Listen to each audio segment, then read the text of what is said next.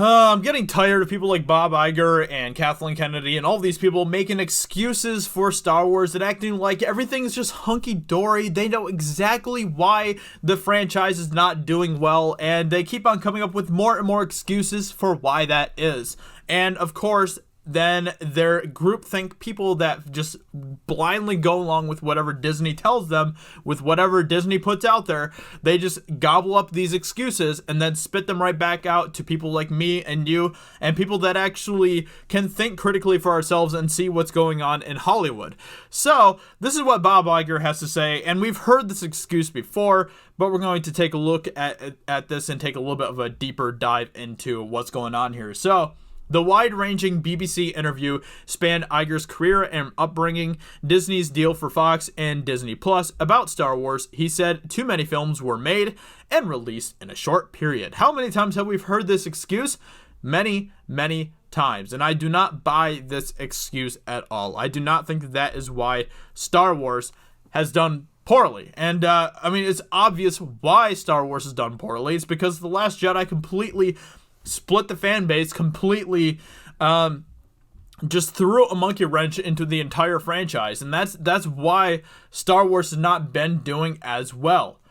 But they won't acknowledge that. They will not acknowledge the fact that they screwed up, that The Last Jedi was a terrible movie, that it disappointed so many fans. They will not acknowledge that. Instead, they'll continue to blame it on things like too many films were made and released in a short period. Sure, Bob Iger. Sure. I've not said that they were disappointing in any way, Iger said. I have not said that I'm disappointed in performance. I just think that there's something so special about Star Wars film, and less is more. Which, if you actually look at what he's saying here, you can tell that he's disappointed. You can tell that He expected Star Wars to just be like the biggest selling thing for Disney moving forward, right? Like everyone knew that, especially after The Force Awakens came out and just how bombastic that movie was, just how well that movie performed. Everything was being thrown into Star Wars. He expected Star Wars to be the biggest thing for Disney. And now we're at a place where Star Wars is continuing to sink, is continuing to underperform, is continuing to fail for Disney. I have not said that they were disappointing in any way. I have not said that I'm disappointed in performance. I just think there's something so special about Star Wars. Oh, the excuses. The excuses. So because, so he's saying that less is more, huh? He touted Star Wars and other programming on the soon to launch Disney. Well, before we get into this part here, I just want to say that, The Last Jedi started out pretty well when it hit theaters. Opening weekend, it made $220 million, which is pretty good.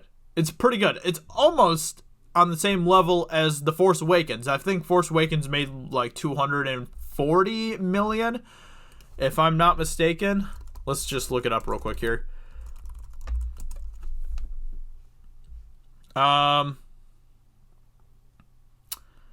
Let's see. Where's the opening weekend thing here? Opening $247 million, and that's just domestic. That's just domestic there, which is crazy. So yeah, it almost did as well as The Force Awakens did opening weekend, but second weekend it had a 67% drop. 67% drop, which is pretty big. Let's see how big Rogue One's opening weekend drop was. Rogue One. Let's see if we can just look it up with that.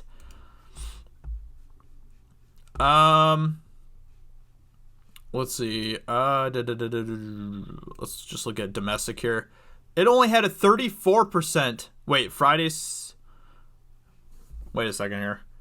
Domestic weekly. There we go. Domestic weekly. There we go. It only had a 30% drop on its second weekend. So you go like half the drop of The Last Jedi, which just goes to show there's something else here that explains why The Last Jedi did so poorly.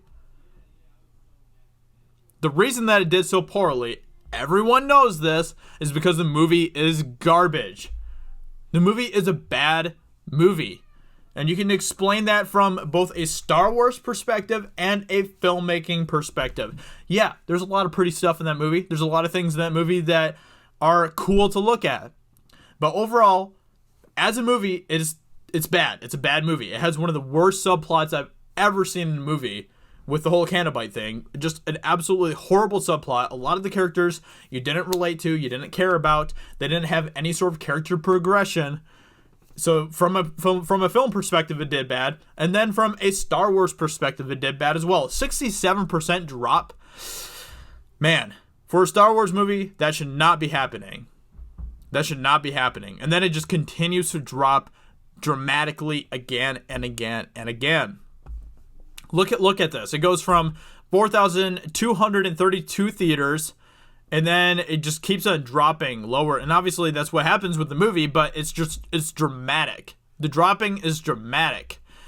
So no, it's not because you're putting out too much Star Wars. It's not because you're putting out way too much Star Wars. That has nothing to do with it.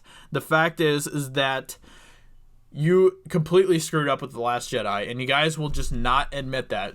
Bob Iger will not just admit that. Kathleen Kennedy will not just admit that. They'll continue to put out excuse after excuse and just pretend like everything is fine with the franchise, with the fan base, that they have exactly what they have a perfect plan for everything that's going on, and everything's just great. Everything's just great. Rise of Skywalker's coming out, everybody. It's going to be such a big movie. It's going to be huge. No, it's not. This movie, I don't think that The Rise of Skywalker is going to even make the money that The Last Jedi made. I could be wrong about that, but that's just my prediction at this point. It's just nonsense. Like, I just want these people to just acknowledge what they did. Just acknowledge that they screwed up. Even that, even that would be something.